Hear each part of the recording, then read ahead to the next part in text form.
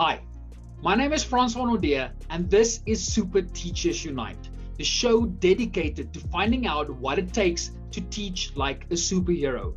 Now, all of us had that favorite teacher when we were at school, and they were very influential early in our lives, and we remember them fondly. Now, in every episode, I'll interview business leaders and other super teachers so that they can share the stories about the super teachers in their lives that were so influential on the successes that they made of their lives. Now, they'll share stories from the classroom, but as well as the boardroom. In every episode, our guest stories will assist us in finding out, especially if you're a super teacher, what it is going to take to improve your practice. And if you're a business leader, how will you improve your people, your processes, and your profits? Now, if you need me to assist you in finding out how you can teach like a superhero, check out our website at staysuper.co.za.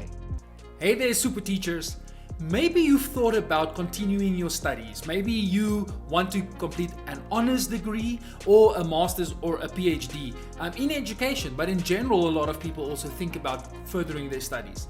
Now, I've been asked the past 3 weeks on 5 separate occasions by teachers who want to improve their career, who want to move forward and see if they can't open more doors.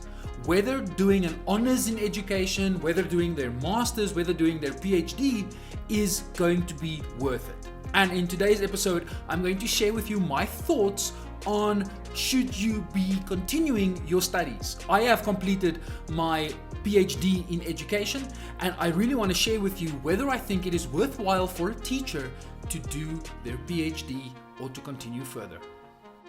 Okay, so here you are thinking about your future in education, what's your career prospects, and you really want to open doors and be the best teacher you can be, but maybe some of you are thinking, I want to move into a leadership position, or you want to become a subject specialist, maybe work for the Department of Education, but you're dreaming of ideas of what your career can grow into. And sadly, for many teachers, they feel like there isn't room to grow. That for many teachers, they walk into a teaching position and that's what they do for their entire career, for 30 years onwards, just teaching the same subject, or the same grade, or the same phase, and they remain as a teacher. And if that's your goal, that's very admirable, and I think you should continue doing that. But many people have set victory conditions for themselves where they want to move into leadership positions. Now, how do you go about that? How do you open more doors in education? How do you get paid a bigger salary in education? And that's the problem. That information isn't readily available, or even just the pathways to those positions isn't so clear. And I think that's why people have asked me in the last 5 weeks what it really is that they can do to improve their careers, and should they be continuing further? Because I think that's a bigger misnomer, is that the more you are qualified, the greater jobs you can get. And that might be some legacy thinking, and that people think that the more qualified you are, the greater your chances are of getting good positions. And unfortunately, that just isn't the case. What I did with one of the students who contacted me, they said, oh, it's not a student, it was a teacher that was teaching for 2 years. I taught them back when they were at university level. They reached out to me and said, sir, now I've taught for 2 years, but I want to do more. Should I be doing my honors? And if I'm doing my honors, which honors should I be doing? And now the problem is I can't answer that question for you. I can merely speak from my reference framework, from my experience, and you can decide then whether it is worthwhile or not. The short answer, and I've seen this from many of the discussion groups on Facebook and other social media, the short answer to should you be studying further is no. There are no direct benefits to having an honors degree or a master's degree or a PhD degree if you are going to remain in the classroom and your ideal is to teach in a classroom setting. Now, the benefits of studying further formally at a university, getting these postgraduate degrees, of course, is there for you to improve your practice. If you'd like to improve your practice, have a research lens or a research experience around your teaching, because if you research your learners, if you research your own teaching action research style, then the iterations on improvement makes you become a better teacher. Now, if you want that experience, if you want to know how to do the research, an honors, master's, PhD is going to give you a massive foot in the door on how to learn how to do the research. But I mean, that's not the only way in which you can learn how to do the research. You don't need a formal degree to improve your own practice. For that, there are masterminds or social media groups or professional learning networks where you can just become part of the community, discuss with each other how to improve your practice, or you can enroll in online courses to learn how to do research or how to do action research, or you can read a book or listen to podcasts. You don't need to do a formal degree to gain those skills. The benefits monetarily or in salary wise for teachers are basically non-existent. It might differ if you're in a private school or a private setting where they value qualifications a bit more, but that generally isn't the mainstream idea. And even if we just look at the tendencies worldwide, that employers are not so much looking at accreditation or looking for advanced accreditations like honors degrees, masters and PhDs.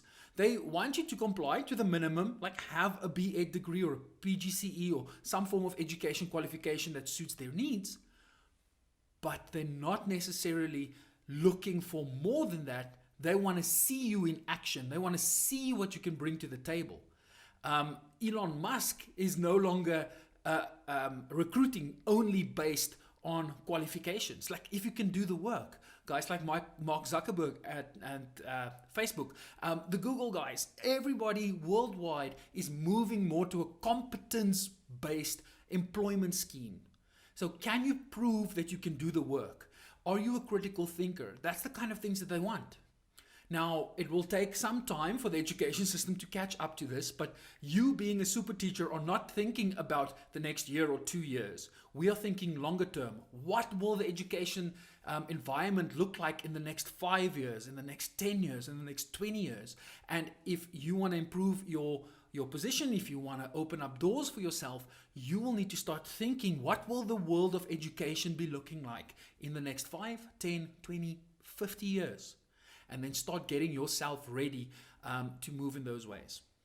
Now, of course, if you are thinking of moving into an academic direction, maybe you want to become a lecturer at a university, then I would highly suggest that you do an honors degree, because you'll need a minimum of about a master's degree if you want to get into a junior position at a university. And those positions are becoming more and more competitive.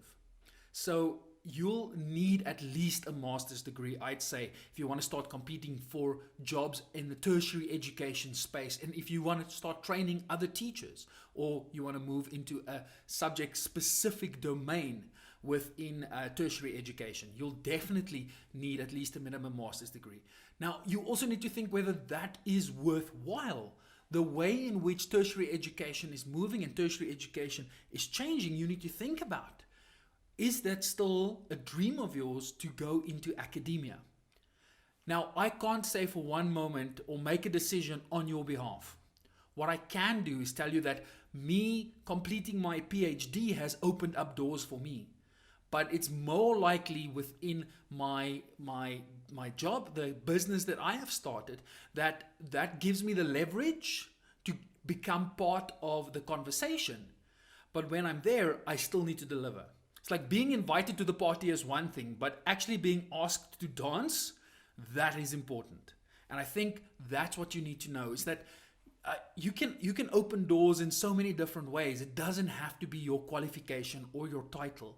It has to be about you producing content at scale. It's about you telling the world what your thoughts, what your ideas are, and showing them how competent you are in executing them. That's why I've been so prolific on social media from 2016 onwards.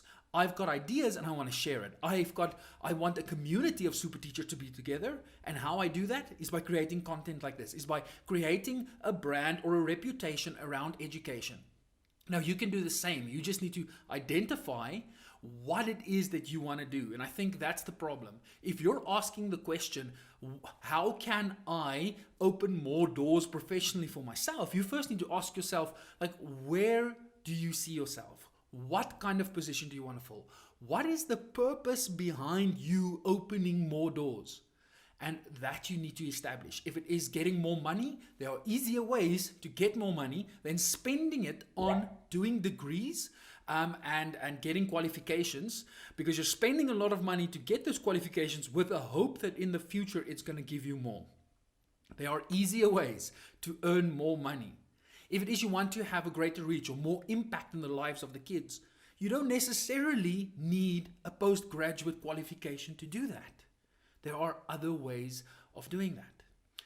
So what I'm trying to tell you is that every individual will have to assess it for themselves. But in the broader scale, I found that it is not worth your while to do a postgraduate degree.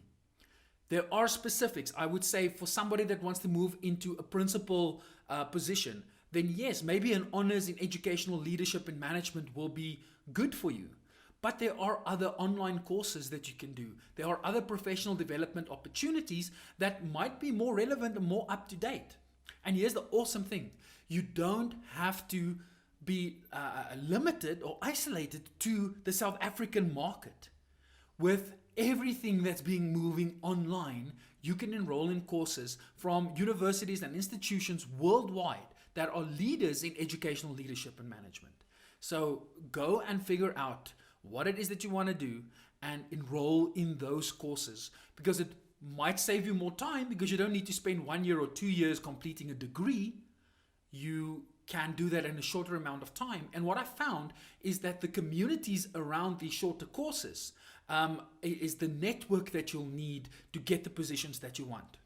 So it's for that reason that I've created the Mastermind, where we've got a group of teachers who come together once a month and we discuss matters like this. And if you'd like to join that, it would be awesome. You can just send us an email to hi@phoenixed.co.za and we can give you more information. But that's not what this video is about. I want to ensure that you make a decision around your future.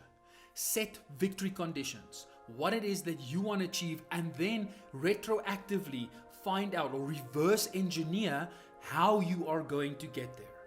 But in most cases, doing an honors degree, master's degree, PhD degree is most likely not going to get you there.